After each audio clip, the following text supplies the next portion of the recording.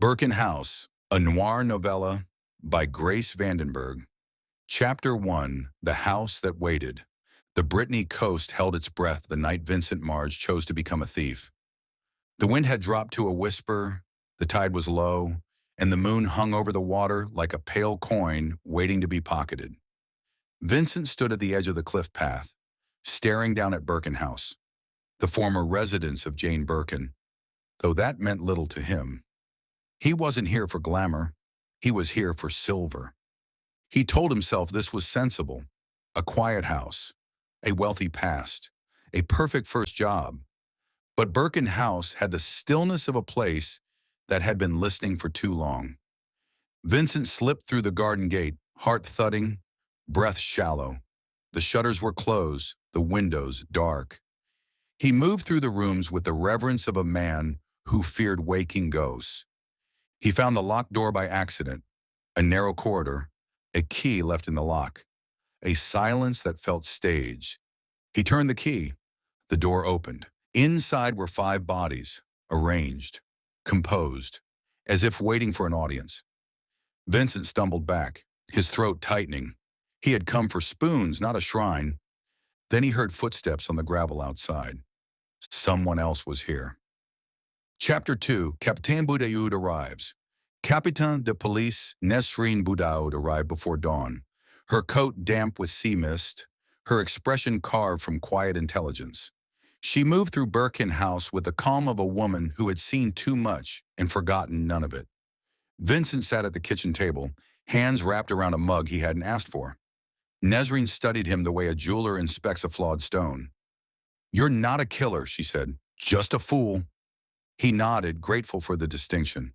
Nesrine walked the corridor alone. She opened the door to the bodies and let the silence settle around her. 5 victims, 5 stories, 5 reasons. But the room felt incomplete. She touched the sideboard. 6 wine glasses, 6 chairs pulled back from the table, 6 sets of footprints in the dust. One guest was missing, and that guest was alive. Chapter 3, The Yachtsman. The storm rolled in by mid-morning, pushing a lone yacht toward the harbor. Arthur Janvier guided it in with the ease of a man who trusted the sea more than people. He found Nesrine on the pier, staring out at the churning water. "You look like someone who needs a witness," he said. "I need someone who understands tides." Arthur smiled. "Bodies or boats?" "Both." He followed her back to Birkin House, boots leaving wet prints on the polished floors. He studied the cove behind the house, the marks on the rocks, the faint scrape of a hull dragged ashore. "Someone arrived by sea," he said, "and someone left the same way." Nesrine nodded. She had known that, but it was good to hear it spoken aloud. Chapter 4, The House Remembers. Birkin House had been many things: a sanctuary for artists, a retreat for lovers, a stage for secrets.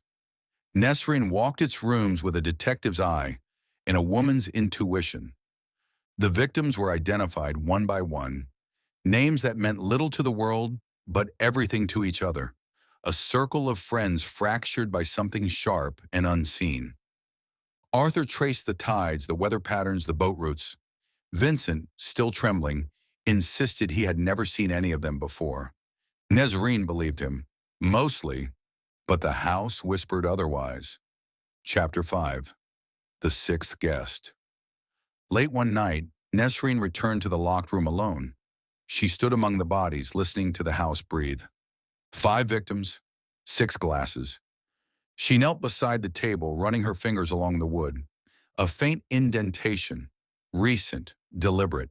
Someone had pressed their ring into the surface. A sign, a message, a signature. She knew then that the missing guest had not fled in panic. They had left with purpose, and they would return. Chapter 6, Vincent Runs. Vincent escaped custody at dawn, driven by fear rather than guilt. He fled along the cliffs, convinced the killer was coming for him. Nesrine found his empty cell inside.